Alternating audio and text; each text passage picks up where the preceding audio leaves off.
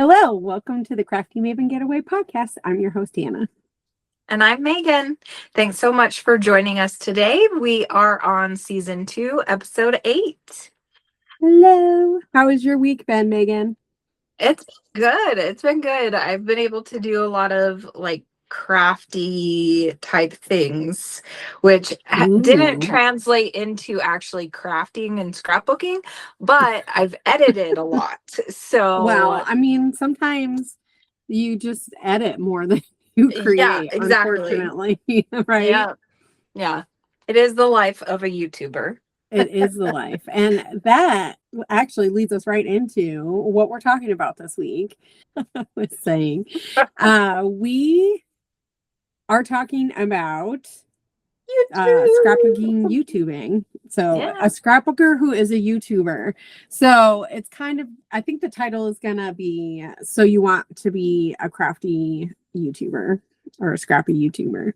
So today that's what we're going to talk about. A couple of weeks ago we talked about applying for a design team. So I thought maybe we could kind of go into like a creator type of thought process for a few weeks, kind of talk about some things to think about if you want to be in this part of the industry. So I know that it's pretty often we see people asking in the community, what equipment do you use? How do you get started?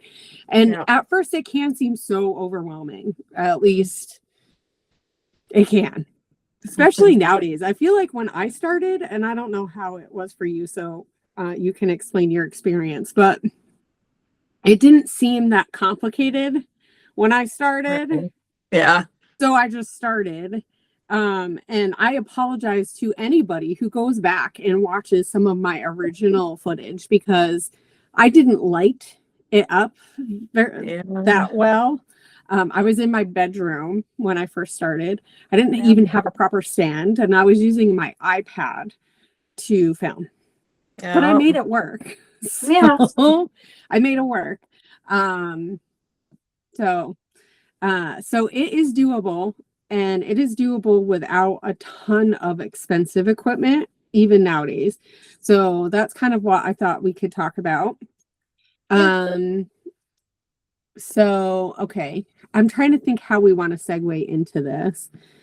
Do we want to talk about like maybe equipment that we use? Like what direction do you think we should go in? Because well, why don't we because you did start talking about, why don't we talk about when we first started? Okay, that sounds like a great idea. Because I think if we're doing it for people that want to start, I think that is probably the best way to go.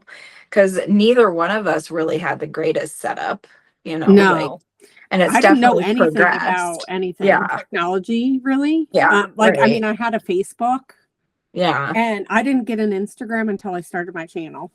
That was when I started. So tell us your story a little bit. So I think I'm trying to remember because this was, oh gosh, it was like 5 houses ago that I started. And I so love I'm that you always think of it based off of the house that you were living in, by the way. Who else does that? Who else does that? Like nobody. I will say where I've lived is like a pinpoint and things. And my husband gets really irritated that I constantly mention that I grew up in New York. So and I don't think I've mentioned that on the podcast really at all, but I'm originally from New York. So if you ever were wondering where my accent is from, that's probably it. But also I've lived in so many different places that it's easy to like pinpoint. And my favorite place that I lived was Hawaii. So I do love to talk about that too. And he finds that like super weird.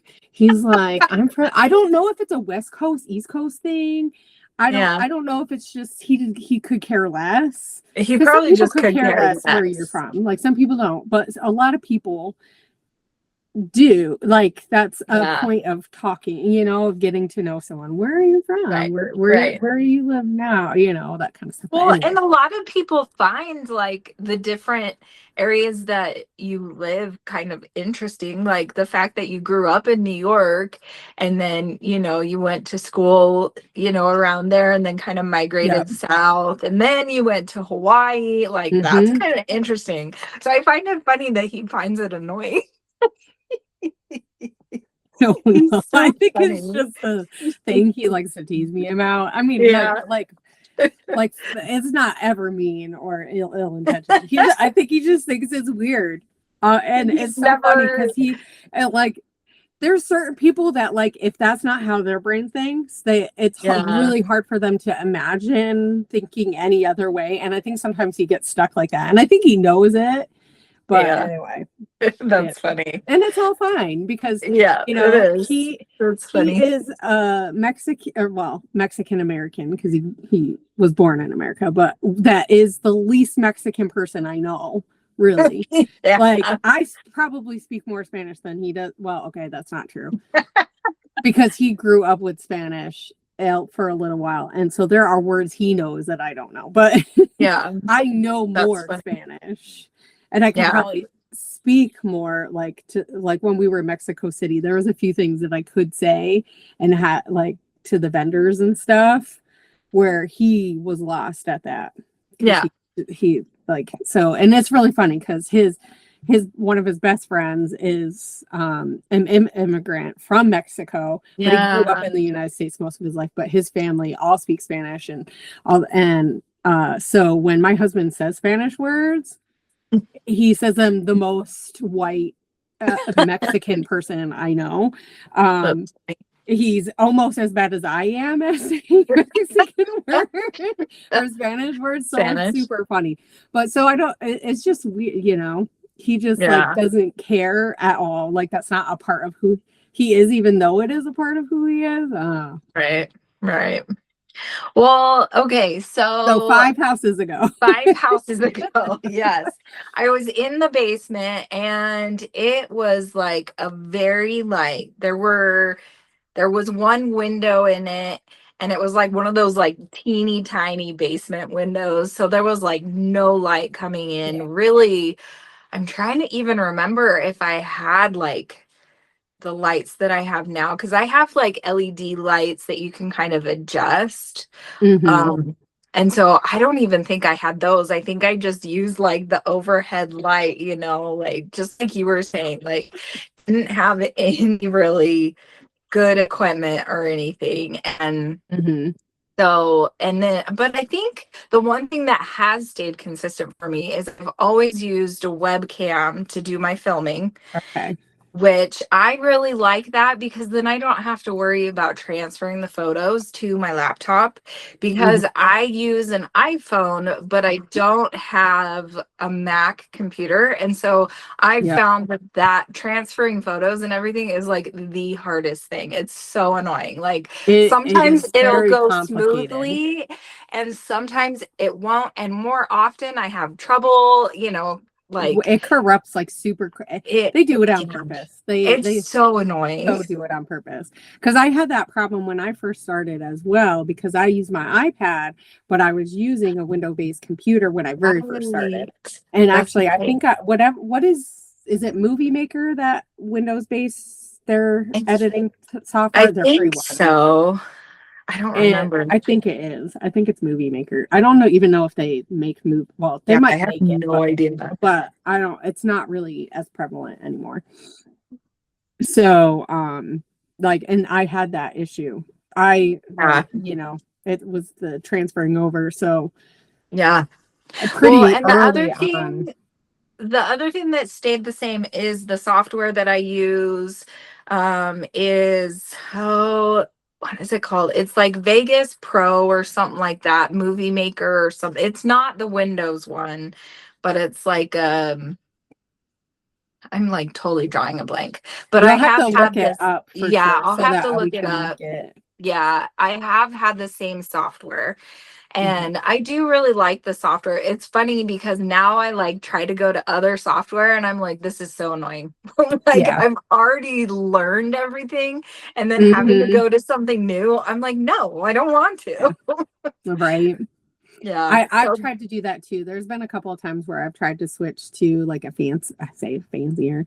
And also I think Apple is trying to offer what is the cut one? Final Cut Pro or that one. Yeah. Yeah. And I don't know if it's free or not because I kind of been meaning to look into it, but I just don't know if I want to mess with a new software program. Yeah. I've just, except for when I very first started, and even Movie Maker were super simple. You just pop it in, you can add intro and outro, like whatever thingies, and then you can plop your music in really easily, and like you just cut it. They're pretty similar.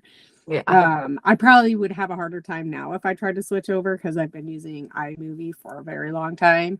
But so I'm trying to think if there's anything else that I do the same, but I think really it's just those two that I started out with was the webcam and then the software.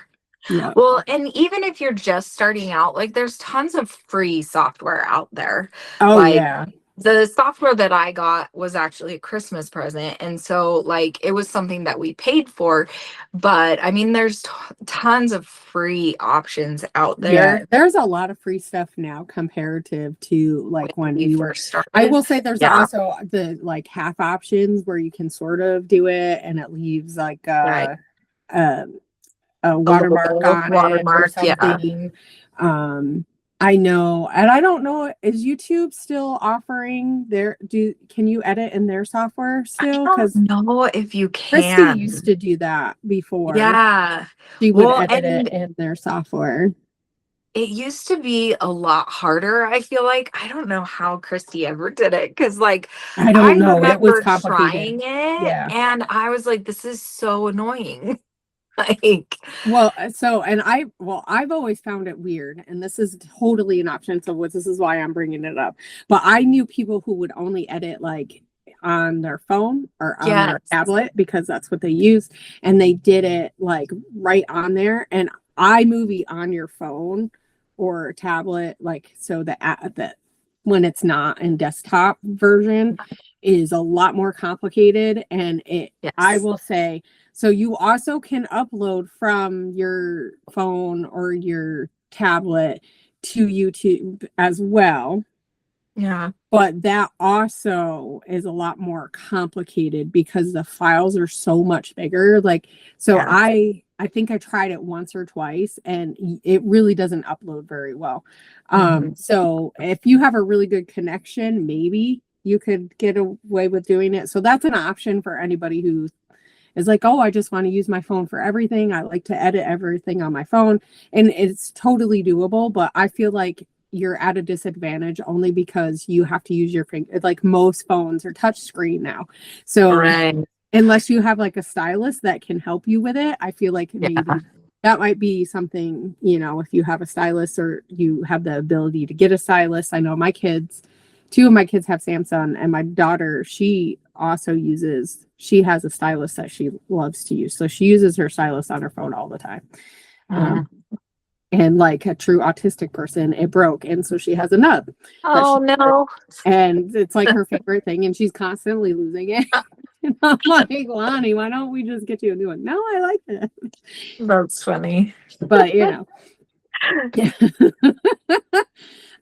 Okay, so I think for me, my backstory is I started in 2014 in the summer. It was August.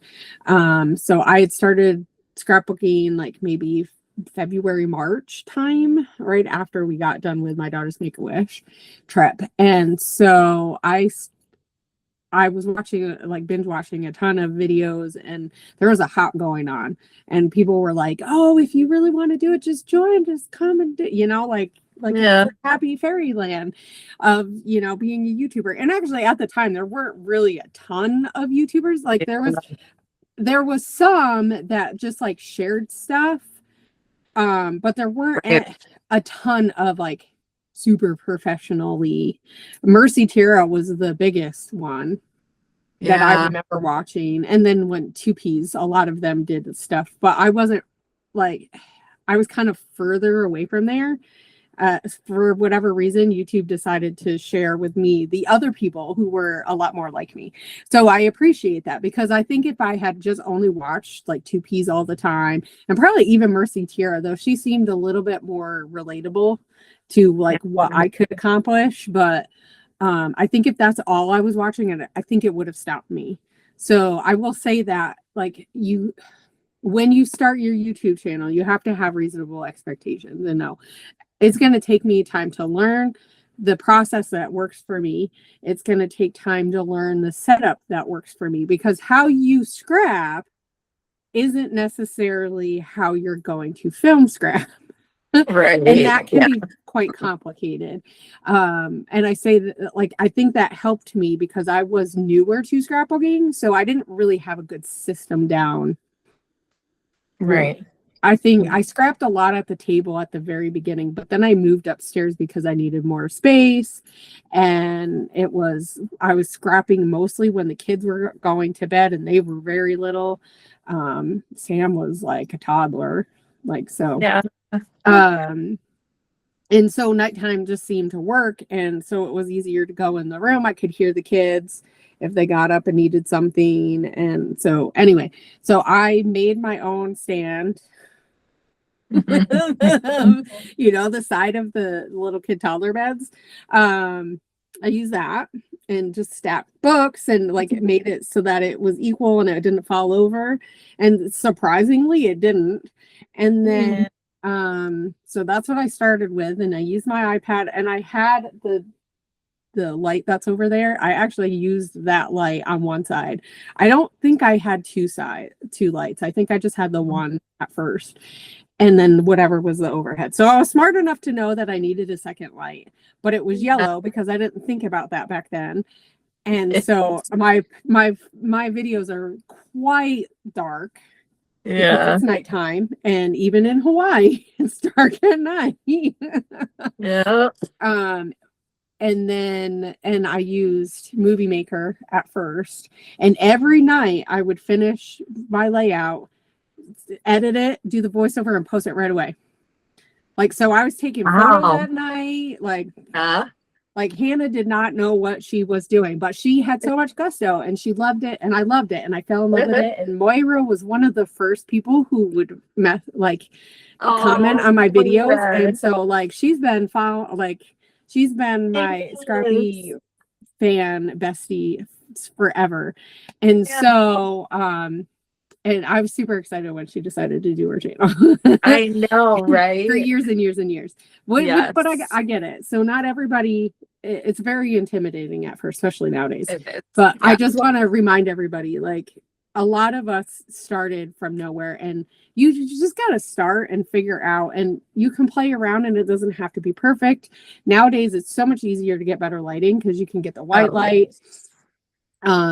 So my setup definitely changed. When I first got a stand, I had a gooseneck one. So, and I really like that. I had a really nice long one, so I could really move it around.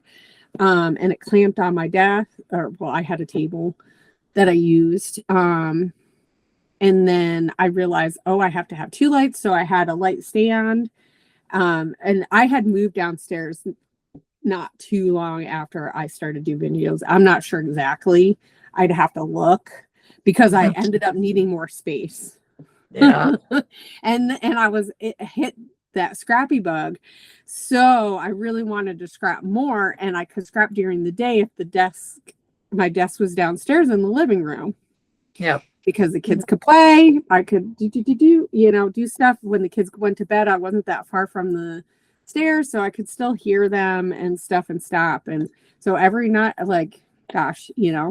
so it was a lot different than like when I moved here and I had a room, like more of a room. Yeah. It still was open, a lot so that I could do stuff, but I scrapped mostly at night for the longest time. So I definitely learned you have to have balancing lights, I should say. So like now my setup, I need a second light somewhere.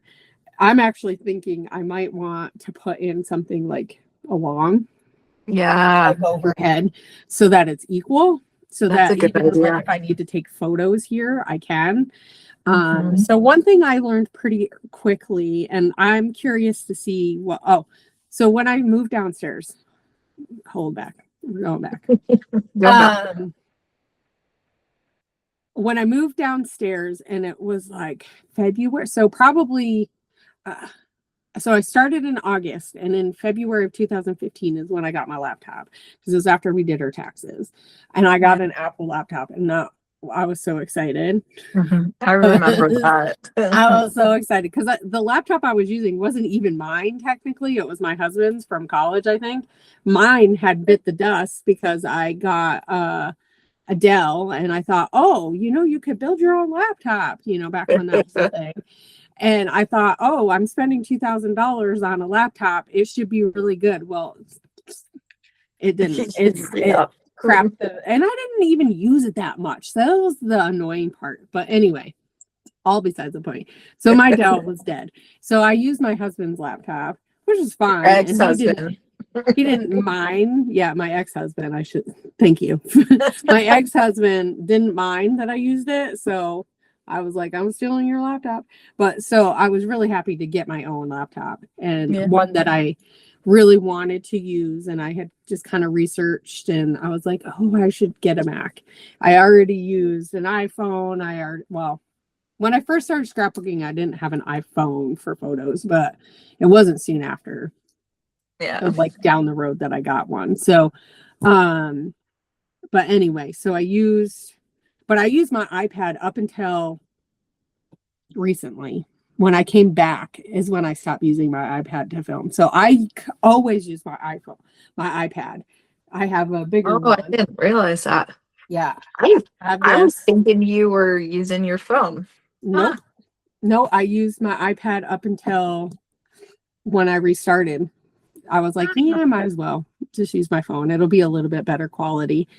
But I liked it because then all my footage could be stored on here and not on my phone. So I will say that. So that's the nice thing about like using a separate device to film or like doing like what you do. I mean, nowadays it's so much easier to get storage, but I will say if you're going to do photo or videos with your phone or any other kind of device you need storage.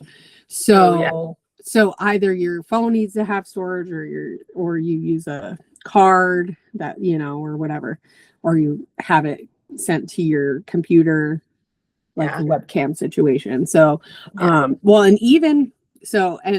this is like way later. I use a desktop now. I used my laptop for years and years and years. What was it? 2020? I think it was 2020. I switched over to a desktop because I was like, you know what? I think I'm ready to change. And so I still have my laptop. Actually, my son uses it a lot to do his school now, but I could still do it. Just runs a lot slower because it's from 2015. So it's 20 years now. Oh. No. 10 years? 10 years. Oh. Macs last a long, long time. Yeah. You treat them good and keep them clear. So I will say that. So, because I already had a desktop, the desktop that I got this past year, I had to get a new desktop because I just stored way too much on it. Yeah. So you for sure need some kind of something to it. And you just have to decide, how much of my videos do I want to save? For the longest time, I would keep old footage. Did you keep your old videos? Oh, yeah. Them? Oh, yeah. I still have my old footage somewhere. But I use a laptop, but I also have a lot of hard drives, like external hard drives. Yeah. That's what I store my stuff on. And I actually just got a 4 terabyte SSD hard drive. And I'm really excited about that because yeah, now I have tons of space on that. So And I it's don't new. keep my videos very much anymore. Yeah, you just delete them after you upload them. Yeah. I should probably do that. I mean, because I'm not I've just found that I've not really had to go back very often. Yeah, I'm so not I will, back. with that said, I will try to I do try to wait a little bit. So it's not like the minute I upload it to YouTube, I'm deleting it. But I'll keep it for like maybe a month, but I try to do it less or more than that, like quicker than that, but it sometimes is a month. With the podcast, that's a different story. I've saved quite a bit of them because I was trying to like do the audio and stuff like that and stuff, but it like video takes up so much space, even like podcasts do. So but I don't have all of our podcasts up on Spotify anymore. I was doing that, but the one editor that I was using for Apple, because you have to do it via somewhere else before it goes to Apple, is you only get so much storage for free. So we're almost there. So I just haven't been uploading. Spotify is a little bit easier. You can upload and you can do videos, which I've uploaded the videos there. So I need to keep doing that, but Hannah only has so much time. So I've just been focusing on YouTube. As long as it's on YouTube and it's listed under podcasts too. So they have that nice feature. But so eventually I'll do that. So I don't want to get rid of all of it, but I don't really know if it's necessary to keep it. I think it's a personal preference. Yeah, I think it is. I used to think that, I needed to keep all my footage. And so that's why I would save everything. But I can't use the externals that I have anymore because it doesn't turn on. I have to bring it into Best Buy or something and see if they can get this stuff. I'm sure you could get the stuff off of it. It just doesn't turn on. So it's because it's old. It's old. I mean, I've had that. Oh yeah. So, and if you can't switch, you have to pick one platform that you're gonna, or OS system that you're gonna use with those, or it'll delete. I've accidentally did that. Uploaded a whole bunch of photos and then oh no. And then I didn't realize. I don't think there was a ton of photo. Well, I guess I don't remember. But see, now with this said, when I have my cards, like for my camera and stuff, my cameras, I don't delete. Well, I delete the bad photos, but I don't delete the photos off of there. So like photos, I have a lot of old, like file, whatever we want to call them, SD cards. And so that I can go back and look at those. Oh, so you just what do you do when you fill up an SD card? Do you just use buy a new one? Really? Yeah. Yep. Wow, that's crazy. They're not that expensive. Well, and it's not like I film on there or anything. It's just like all the photos that I take. The photos that you take. Okay. Now you can get bigger ones, and I don't. Oh yeah, you can get really big ones.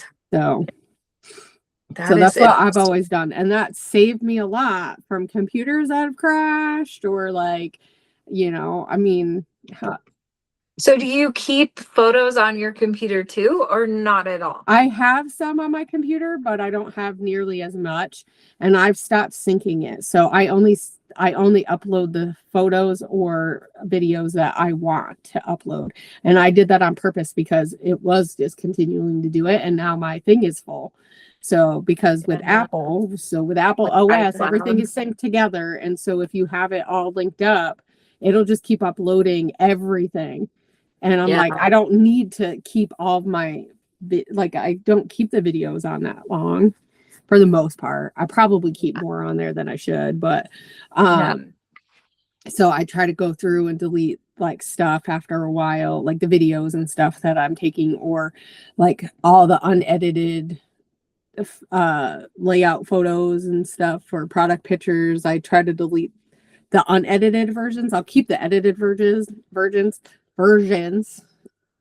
Oh my gosh. Because who knows when I might need those. I will say that. Like there's been times where I'm like, I know I did a layout about this. Let me go find. Or like I took, I still have all the Click Hit photos that I've taken. So I have access to all those. I have a lot more photos on my computer than I do probably on my phone, but I have different ones on my phone than on my computer because they're not all.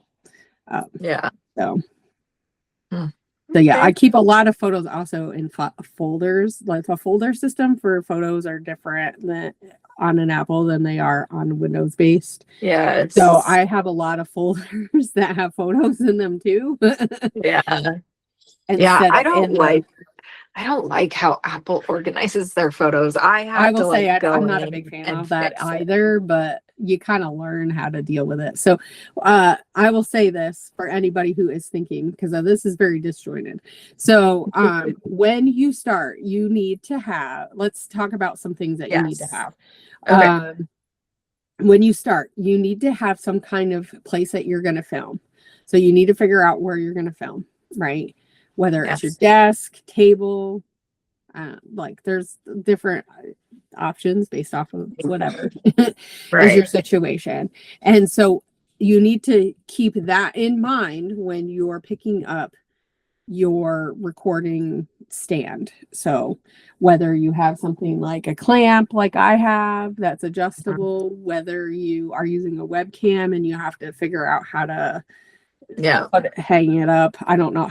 Do you use a stand or do you have something that you've designed so that so I have monopods. I have like a couple different monopods, and I'm lucky where I have like a shelf. I actually have a couple of shelves above where I film, and so I'm able to clamp. I have like a clamp style one, and you just kind of twist it on, and then so that's one monopod, and then I had to buy an extender arm that like clamped onto that, and then it was like a twist kind of like screw in, and then I just twisted my webcam onto there. So I can send you a photo, that would be nice if we can. I'll put it in the thing. I'll take a picture of mine. I probably have one from when I first started back in this room when I got my new one. So because I had a different one before, and then I got another one for the iPad, and I did not like it because you could see the stand way too much. So I like how you really need something that's adjustable. So that's all I have to say is something that's adjustable. I agree. So whether you're using your phone, a webcam, a really nice camera, I know a lot of people use their digital cameras.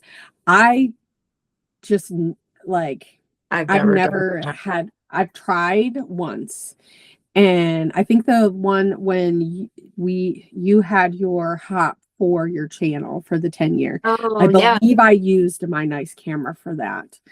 And it was very scary because I had to use my camera tripod, and that also so that is the thing to think about if you're going to use like a tripod situation, which is why you really need something adjustable. I feel like you need something that you can move kind of, and so that you can have the most amount of space that's less impeding, because if you use which you can, but if you use that, you have to have enough space to be able to create, and that you're not seeing the arms, because that, I will say, that's distracting for me. Now, some people might not care about that, but that is one thing to think about, that's probably not gonna be how you want to keep it. Lighting is, so you need some kind of lighting.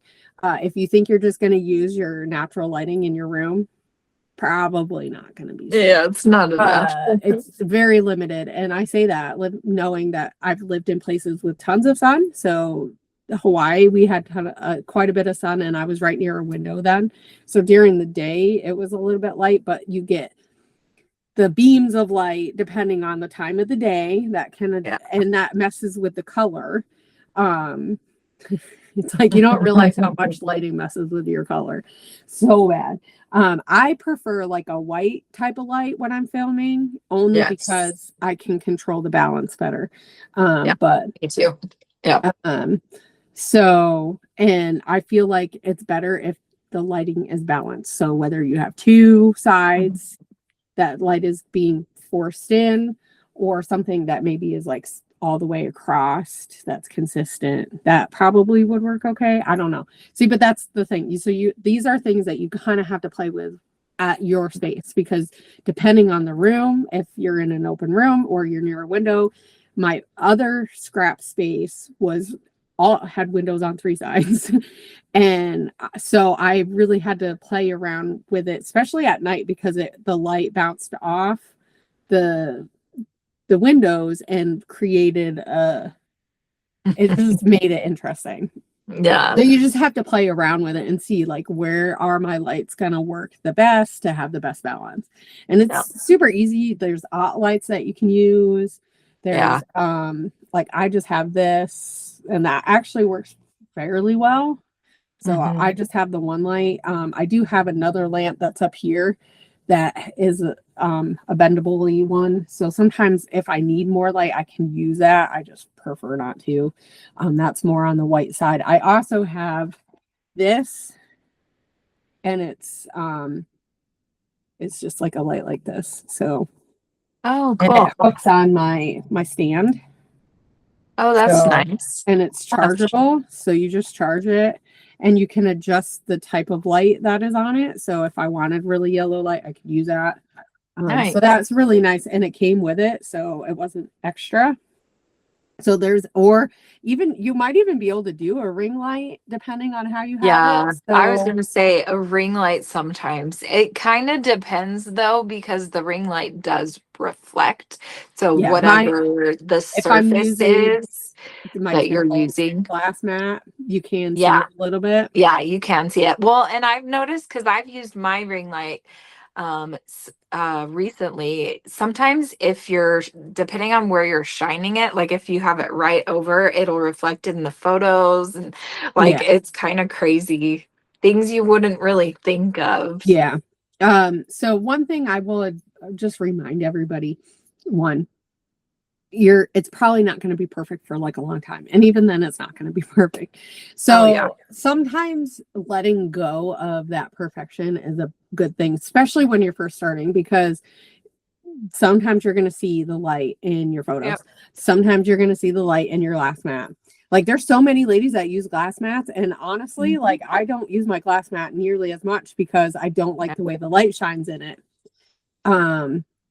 So I just don't. Like, if I'm doing something that's not mixed media, or when I'm done with mixed media, I'll take it off. Well, and I have the smaller one. I don't have like a huge one like a lot of the ladies have, the glass. Yeah, I have the big one. The big one, and they're super nice. It is nice. Yeah. So with that said, I feel like the background, so your desktop, keep in mind, if you're filming and it's just the plain old virgin desk or table, it's going to probably get scuffed up. And I say that because just as you're moving papers around, things around, it happens a lot more than you think it does. So keep that in mind, because I cannot use my desktop just plain anymore. Like, it looks really bad. And a lot of it is like mixed media. If you're using mixed media, it stains. If you're using inks, it will stain. It stains so easily. So white or something whitish looks a lot better. The reflection it helps with the reflection. But I know you have a wood piece that you use. I do. Right? Yeah, and it's brown. So, but I like that though. I just feel like it makes it easier for me to see what I'm doing, especially if I'm using like a white piece of paper. Yeah. Then that makes sense. Feel like it's a preference thing, I think. Yeah, exactly. Because I've also used like the craft mats that you can just get from like Michael's or wherever. I've used those right there. My Heidi Swap one. Yeah, I've used the that Heidi one looks Swap pretty one. dingy now too. Yeah, I know. My Heidi Swapp one, I don't even know where it is, but it is so dirty. And then I've also used like the self-healing ones too that you can Yeah, get I for have a like magnetic sewing. one. It's not self-healing. But I have a Oh, magnetic We Are Memory Keepers. Oh my gosh, I should show you guys this. I never had one of those ones. Look at how Yeah. amazing and loved it is. Like it is so loved. Oh my And gosh, actually, that's this so is what I old. used to scrap on for years in Yeah. Hawaii. Yeah. Um, I remember that pink so mat. but it gets really gross, as It you can does. see. I'm sure if I played with it, I could probably clean it up pretty good. Yeah. I mean, it's not gonna help that it's like like the color. The color just looks all funky because the lighting Yeah. and The all that. So sun. that kind of Yeah.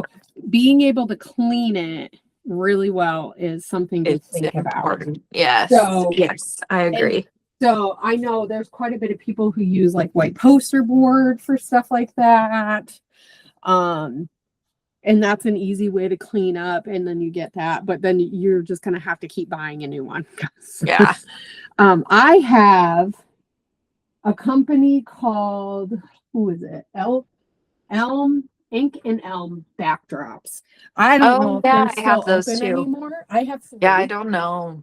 I have a teal one, which is gorgeous, but it's not, it does not work for filming on. And now it's been rolled up so long, I don't even know if I could use it as a backdrop very well. But anyway, I have it somewhere around here. But I got three. So I have the one that I'm using to film on, and that's like a marbly color. So it's white with like gray a little bit in it. And then I have a brick one that I use to take my photos on. And that right now I'm just keeping it where my closed-in porch with the surround windows, I keep it in there. And so I don't take all my photos. I do photos in here too. I would prefer to do all my photos out there, but sometimes the lighting isn't that great. Like I'd have to move it. Yeah. So I can control the light a little bit better when I'm doing kit photos. Product photos I like to do, and layout photos I do out there because the light is really nice, especially depending on the time of the year. Yeah. And I have curtains so I can move stuff so it's not direct light, all that kind of stuff. So, because direct light just does not look as nice as we would like it to. So that's something to think about when you're taking photos for your layouts for the videos. So let's see. Okay. You will also need, so that's like the filmy stuff. I'm trying to think, is there anything else that you can think of like filming wise, like things that to keep in mind and things that you might need? Well, do you want to cover like mics or no? I was gonna talk a little bit about that. We could always do another episode or keep up, like do a second one and talk more about software and all that kind of the voiceover part, and just kind of stick to the filming part. Okay, so next week we'll talk about that. So then we'll be able to give you more information on the software that you use. Obviously, just quick, you need software. You're going to need some kind of mic or recording element. Yeah. So. Yep. But so let's talk a little bit about photo taking, because that kind of goes along with that. So do you do anything special when you take your photos for your layouts? For the most part, no.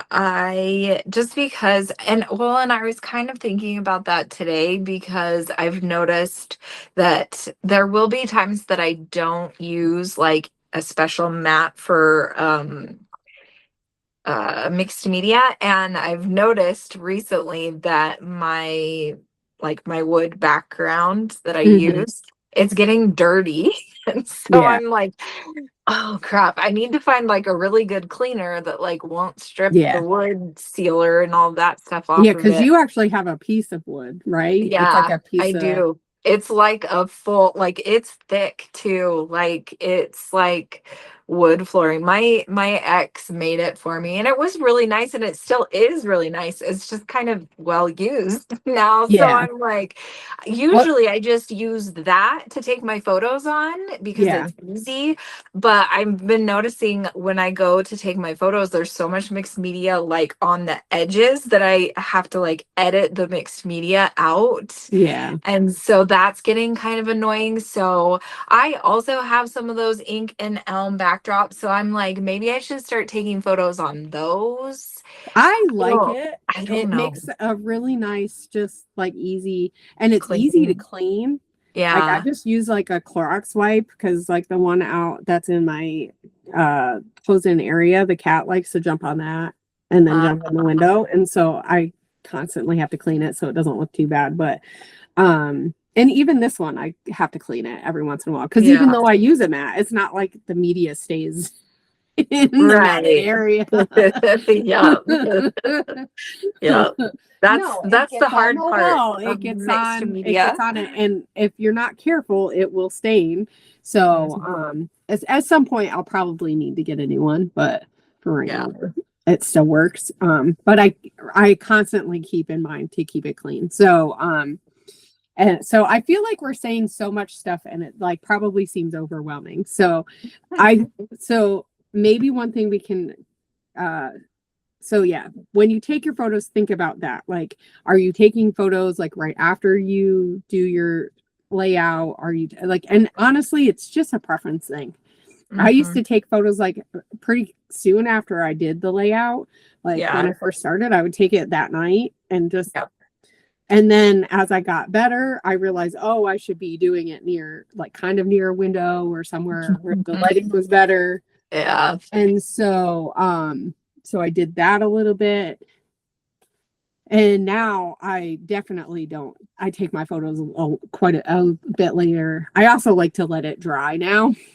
You get better photos when you do it that way. Yeah. But honestly, it's really just a preference thing and what works for you. So I would say have some kind of plan as far as like where you're going to film, how like got to think about these things. So you got to think about where am I going to be?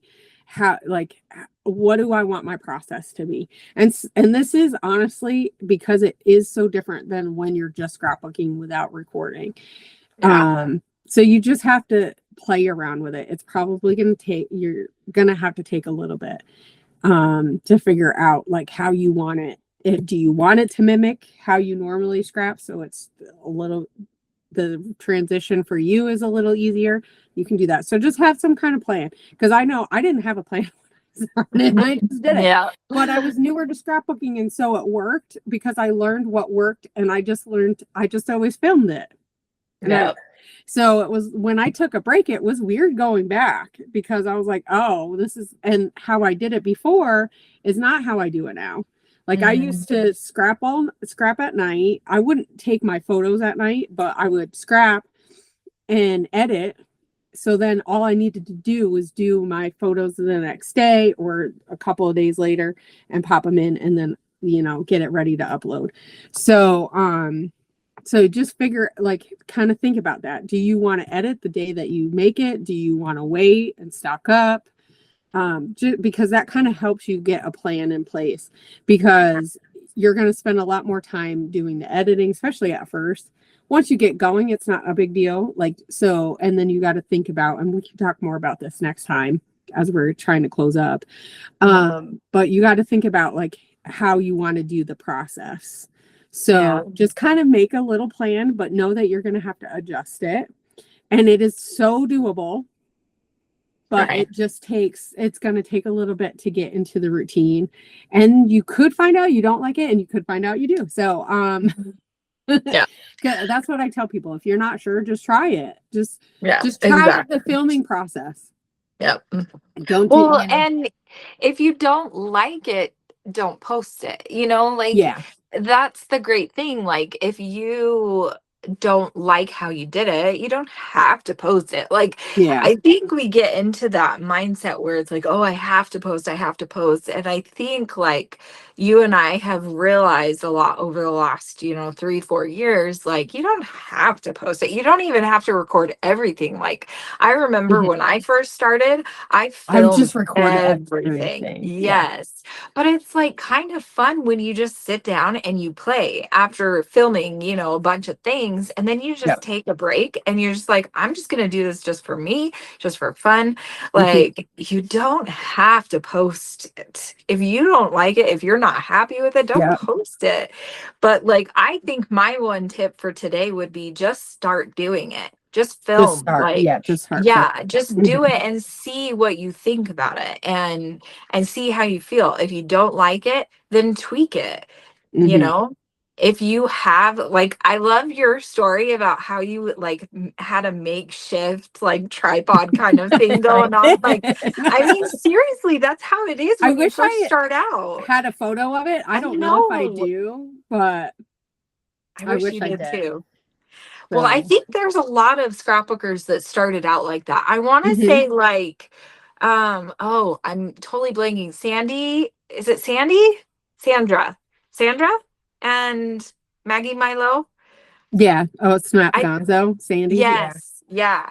Or so Sandra. I guess she called herself both, but yeah. Yeah, she did. I think she had like a funky setup or something. Like, I mean, all of us like OG people, there's so many of us that started out with like not even real tripods. Like, just it was like the wild, wild west of scrap. I know it was. Like it really was. So a lot of the older people around who've been, I should say, the older as far as YouTube scrapbooking. Right. I think if you went back and watched all of our videos back at the beginning, they're all just horrible. I'm like impressed with how good people can do their videos nowadays. No. Because the video footage can look so much nicer. There's so much more information also about starting a channel, but so I like that advice, just doing it, just trying it and seeing what works. And give yourself a lot of grace, because it takes a little bit of time to get into the flow of it and to figure out what works for you. And don't be afraid to change it. If it doesn't work, it doesn't mean that you can't make it work. It's just, you have to try. You're probably going to have to try a little bit. Yeah. Yep. Definitely. So, okay. So for today, that's part one. We'll talk more about it tomorrow. We'll talk about the editing, voiceover, all that kind of maybe more posty type things to keep in mind. And then I don't know what else. Yeah, we'll figure it out. So if you guys have any questions or any suggestions for like to add on to this little section of our little mini series of So You Want to Be a Scrappy YouTuber, definitely add it in the comments below, because if we can add whatever we can add to make things easier for newer scrapbooker YouTubers, like I'm all for it. So okay. So anyway, have a great scrappy week, guys. And don't forget to head over to all of our socials and give us all the love. Also, one reminder. So this is a big reminder. I was able to undo a mistake that I made when I started the store. And I took over our blog because we had a website and blog before. It was just a blog site, a WordPress blog that we used as a website. And when I did the store, I accidentally took over it. But I was able to undo it. So if you are going to shop, and I'll make sure I change this in the description box and all that kind of stuff. It's now shop.thecraftymaven.com. So on the social medias, you should be, I'm in the process of changing all that. Instagram's already changed. But then that way you guys get to the store. If you go to craftymaven.com, it's just going to be the thing. There is a store button, but it's not ready. It might be ready by the time you guys watch this. No, it should be ready by the time you watch this, but it's not set up great. I got to figure out how to change the storefront because it just has the old stuff in it. So when I first started doing the digitals and stuff, so but I'm super excited about that because that'll be our the hub, and then you can order your kits from the shop and all that good stuff. So super excited. Okay. Yeah. So have a great week, guys, and we'll see you guys next week. Bye. Bye. Yes. Oh, hold on a second. I have a piece of like something. Can I? Do you cut these parts out, or do you just leave them in? Sometimes I leave them in. I was just gonna leave this in, but well, if you're doing it, then I'm gonna do it too. Because now I'm like, well, now I can see. I had like a piece of like skin or something. I did not realize before I got glasses how much freaking glasses get shit on them. Oh yeah, and they then get so dirty. And when you first get them, you're like, oh my gosh, this is so annoying. And then after a while, you get kind of used to it, and then you just always have dirty glasses. Yep, I know. But it's sometimes so it gets funny. really bad. Like sometimes I accidentally touch my face or somebody else's or something, and then it like the grease. I can't do the greasy smudge. Oh, I hate the grease. Yeah, Ellie would get like her glasses. She would only clean them like once a month, and I would like get so annoyed with it. So I would clean them for her. But now I totally get it. Now that I'm wearing glasses full time, I'm just like, you don't even notice. Oh, did you set a timer? Oh, nope. Hold on, I'll do it. Why would I do that? I just realized that we didn't set. We just started. Okay, let's do 45 minutes. Okay. Okay, I think we're ready. Anyway.